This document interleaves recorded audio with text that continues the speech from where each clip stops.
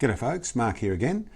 I've got another bit of a chat to have with you about, about our problems, government problems, our gun ban problems, country problems actually, and where we're heading to. And for anyone that isn't aware that we're running into pretty dark times with cost of living, with mass immigration, with, well, you name it, what's coming, there's a fair bit to be concerned about as we go forward.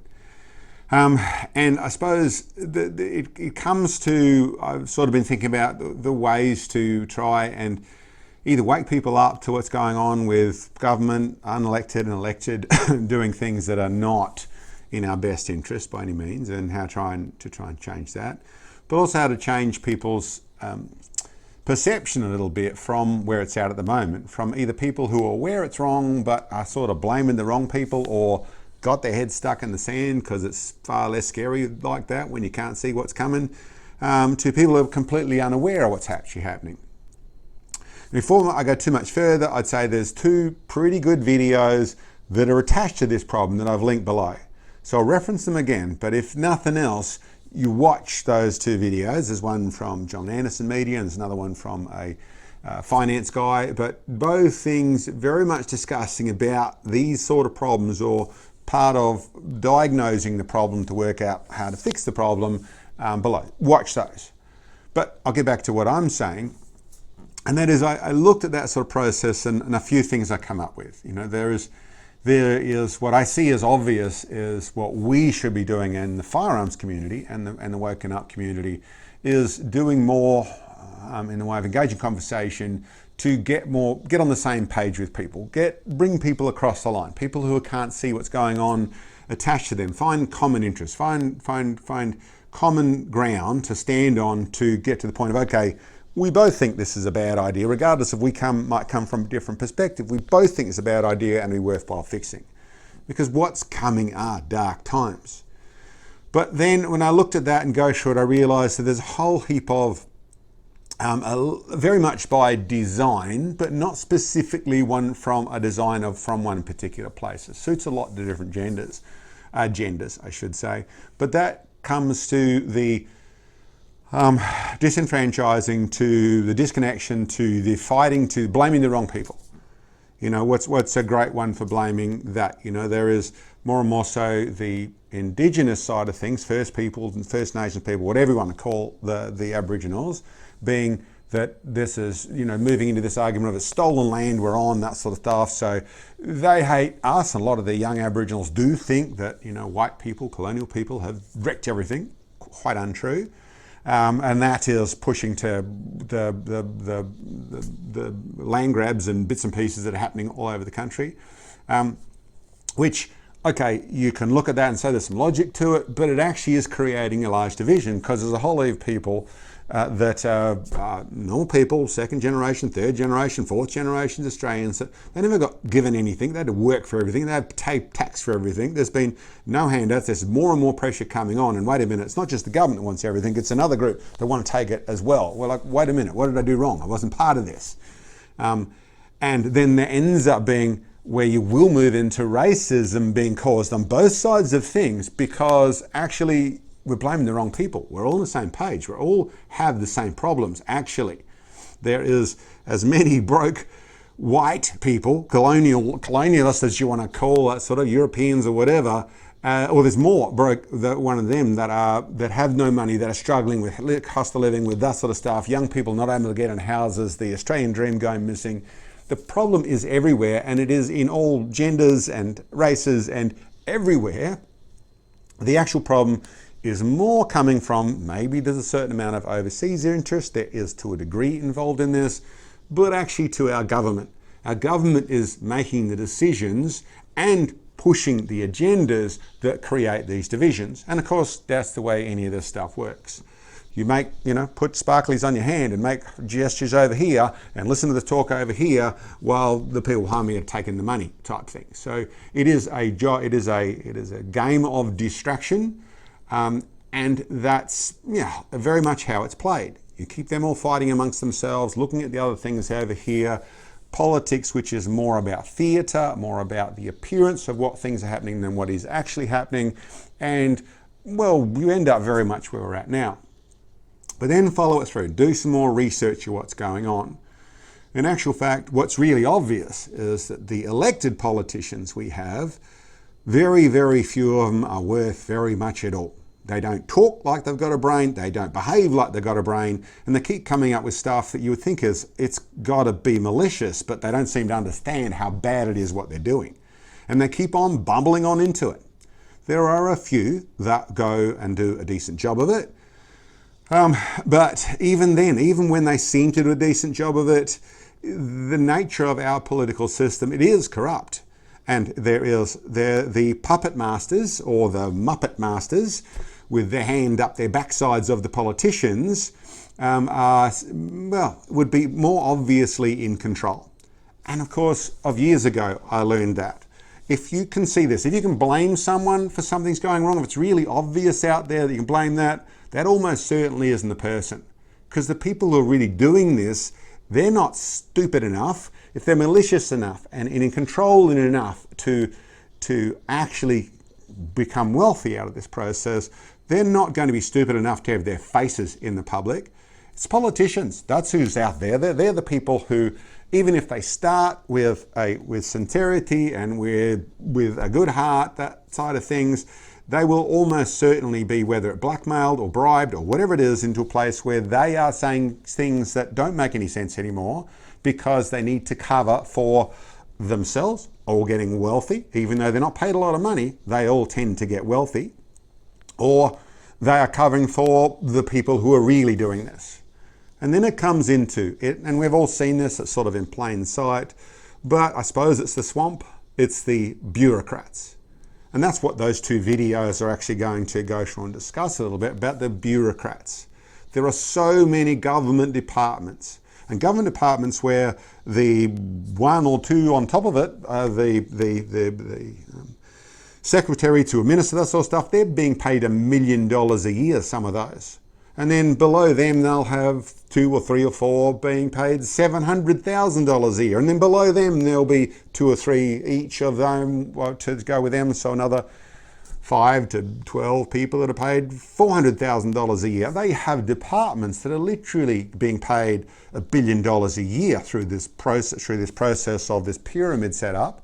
And when you go through and listen to these people in Senate hearings and you see what they're doing, some of the tactics that are in play, there is not only other interests involved, the biggest job that seems to be, and this is very much the nature of government work from the years of me dealing with them, the arse covering that's involved seems to be more way they get paid their money. Being demoted from a position doesn't really happen in government departments. Any productivity-based reason for getting your pay, no, that doesn't really happen. They are the people in other parts of that department or other departments of the government bureaucrat department system that justify how much they get paid. They justify themselves.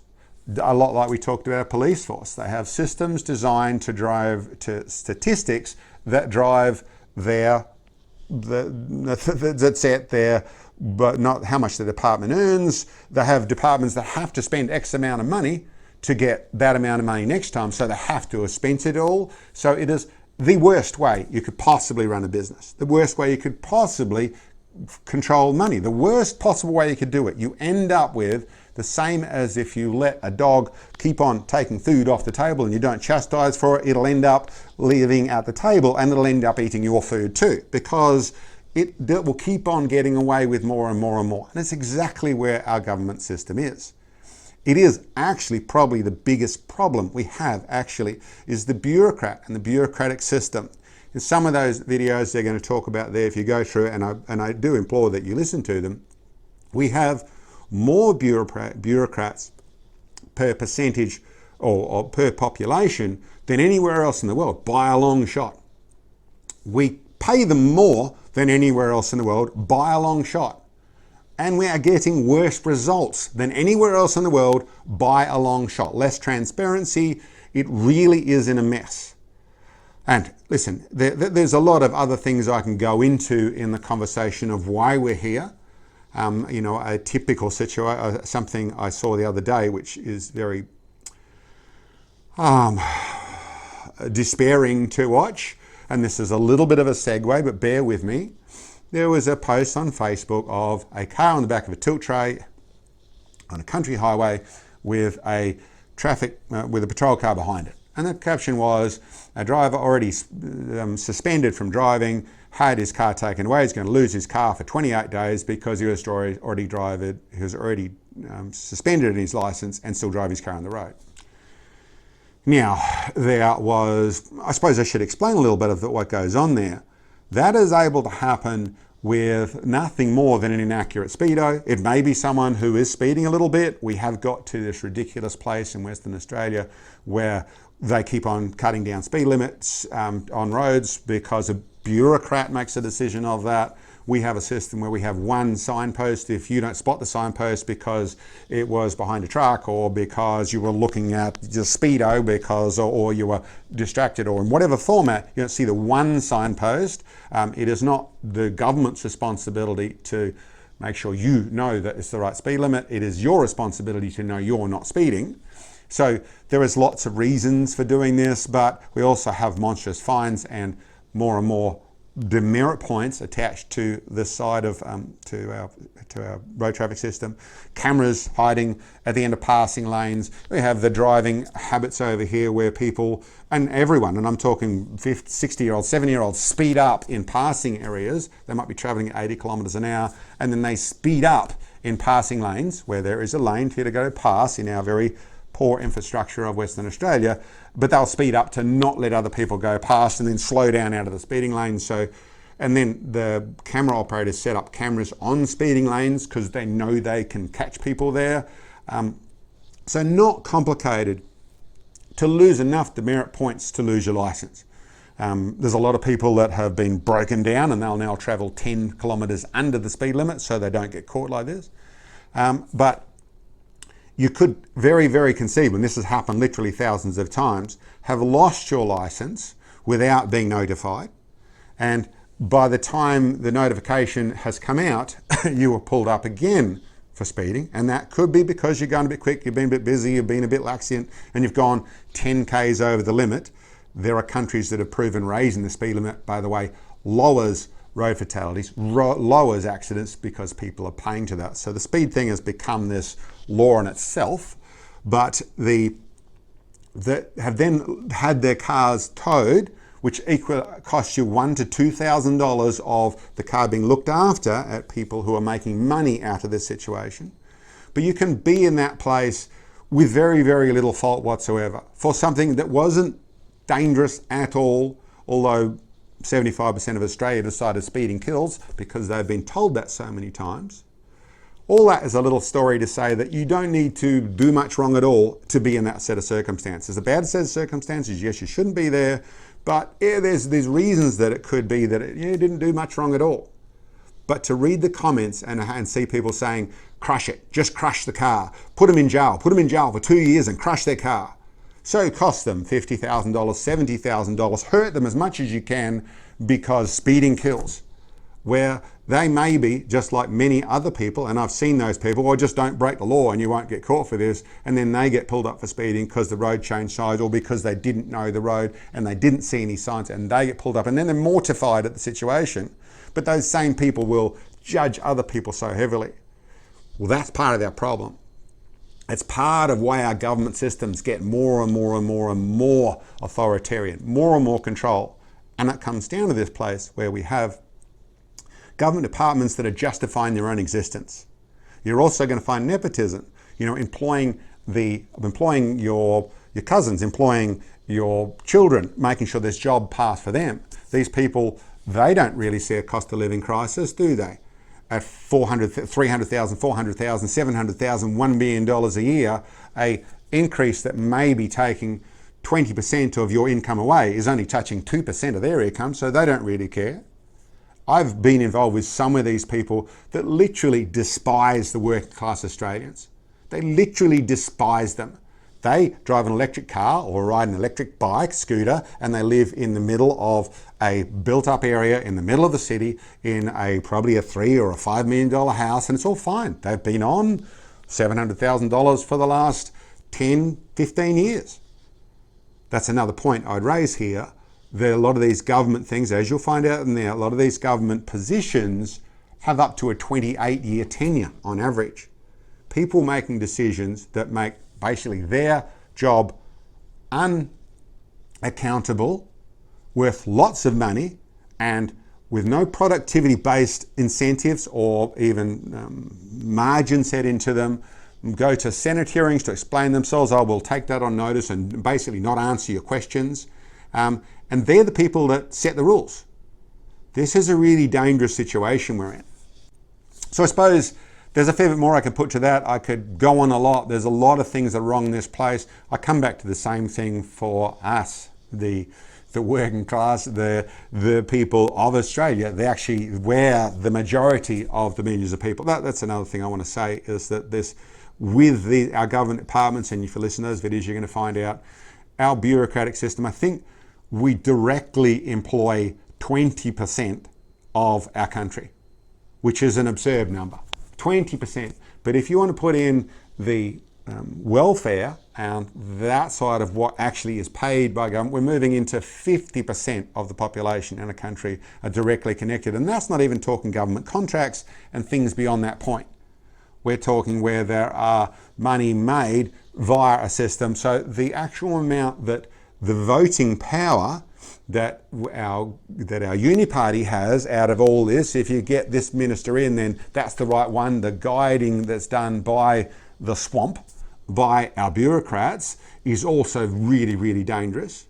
But the percentage we're running out and the cost it is absurd, and it's something we should change. The best way we can fix it, and I don't know the full answer, the discussion is part of it, getting people on side is part of it.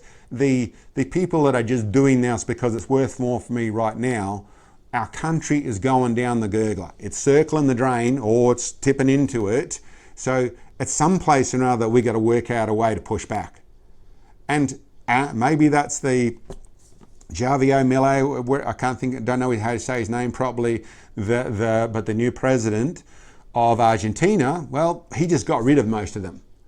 It sounds like a pretty good idea to me. I don't think that they need a lot of looking after either. I think you could probably just sack them. If they've been on $500,000 to $1 million a year for the last 10, 15, 20, 25 years, they've probably got enough money in the kitty to be able to look after themselves.